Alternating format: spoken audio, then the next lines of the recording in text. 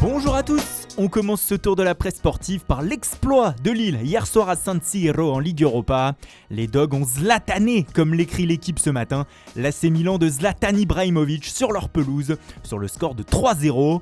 Un énorme résultat qui est dû en grande partie au Turc Youssouf Yazidzi, auteur d'un triplé. Et un score qui donne un peu de sourire au foot français après une semaine catastrophique sur la scène européenne. La honte a notamment été accentuée par Nice hier, battu au Slavia Prague 3-2. Mais le LOSC jeudi soir a sauvé l'honneur. Il a giflé le Milan pour la Voix du Nord grâce à son magicien, rien que ça, Yazidzi. La performance est d'autant plus folle que les Lombards restaient sur 24 matchs consécutifs sans défaite. Avant cet arrêt, cet écroulement pour la Gazzetta dello Sport. Et en plus, Ibrahimovic est sorti de la pelouse énervé. Une soirée à oublier pour les hommes de Stefano Pioli. Le Corriere dello Sport a lui choisi le mot effondrement pour parler de cette défaite ce matin. Le média italien revient sur les performances des 3 clubs italiens engagés hier en Ligue Europa. Outre la défaite du Milan, les 2 autres formations de la botte ont fait bonne figure. Victoire notamment du Napoli 2-1 en Croatie à Rijeka. Les hommes de Gattuso étaient menés 1-0 et ont réussi une remontée en or pour le média. Succès aussi pour la Roma 5-0, une manita face à Cluj avec un bon Mayoral.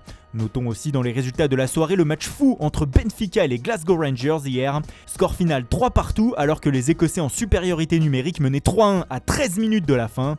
Mais Darwin Núñez a surgi et offert un miracle au club portugais en fin de match, comme l'écrit Record. Autre grosse performance, elle nous vient d'Angleterre ce matin et elle est signée Harry Kane. Lors de la victoire facile de Tottenham hier face au Ludogorets Razgrad, l'attaquant anglais a inscrit son 200e but sous le maillot des Spurs. Un événement qui mérite bien de faire la une des journaux anglais ce matin. Pour le Daily Telegraph, Kane rejoint le club des 200. Même chose en une du Daily Mail pour qui le buteur anglais atteint la barre des 200 réalisations en club. Pour The Times, l'international est désormais double centenaire. Un joli hommage. Mais ce n'est pas la seule actualité qui nous intéresse sur la une du média. Comme on peut aussi le voir, Manchester United fait la couverture car le club serait très inquiet après les nouvelles contre-performances de l'équipe et le board mancunien se demanderait si Ole Gunnar Solskjaer va pouvoir encore une fois redresser la situation. Des inquiétudes qui ont donné lieu à de grosses rumeurs hier. Le Manchester Evening News a dégainé en premier avec une information exclusive expliquant que les Red Devils avaient pris contact déjà avec Mauricio Pochettino afin de remplacer le coach norvégien prochainement.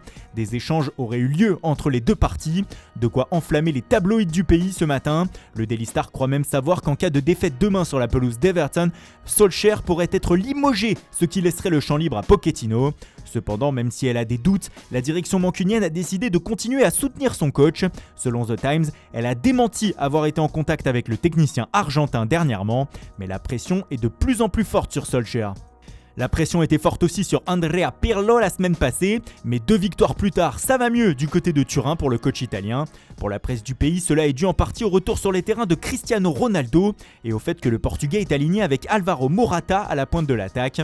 Tuttosport s'enflamme ce jeudi pour ce duo et pense qu'ils sont comme 2 jumeaux capables de faire énormément de bien à la Juve. Pour le média, Morata renaît à Turin et est le partenaire parfait pour CR7. Même constat pour la Gazzetta dello Sport qui va même plus loin. Pour le média, Ronaldo a trouvé son nouveau Karim Benzema, son nouveau partenaire parfait en attaque. Et désormais, les deux forment la paire Moraldo à la pointe de l'attaque turinoise. On évoquait brièvement Karim Benzema il y a quelques secondes, qui dit Benzema dit Real, direction donc l'Espagne avec cette une sans équivoque de As ce matin. Pour le média, les merengues ont déjà lancé l'opération recrutement de Erling Haaland et cela pour 2022. L'agent du buteur norvégien aurait trouvé un accord avec le Borussia Dortmund pour que le club allemand le laisse partir dans 1 an et demi et le Real sera à l'affût. Sur la une de As, la situation d'Antoine Griezmann au FC Barcelone est aussi évoquée et cela empire si l'on en croit le média. Ronald Koeman aurait perdu toute confiance en lui, le crédit du français auprès de lui serait épuisé, surtout après sa nouvelle contre-performance contre Kiev en Ligue des Champions où il n'a échangé que 12 passes en 1 heure de jeu. La situation devient critique pour le champion du monde, surtout que selon Mundo Deportivo, le Barça veut toujours recruter Memphis Depay et Eric Garcia en janvier prochain, même si comme ils seront libres à l'été 2021, des accords pour juillet essayent aussi d'être trouvés, car le FC Barcelone n'a pas les moyens actuellement pour des indemnités de transfert et doit dégraisser avant d'acheter. D'ailleurs, le quotidien explique que 4 joueurs auraient été placés sur la liste des transferts par le club. Il s'agit d'Ousmane Dembélé, de Carles Alenia, de Martin Braithwaite et de Junior Firpo. Voilà, c'est tout pour aujourd'hui. Merci pour votre fidélité. Bonne journée à tous et rendez-vous dès demain matin pour une nouvelle revue de presse.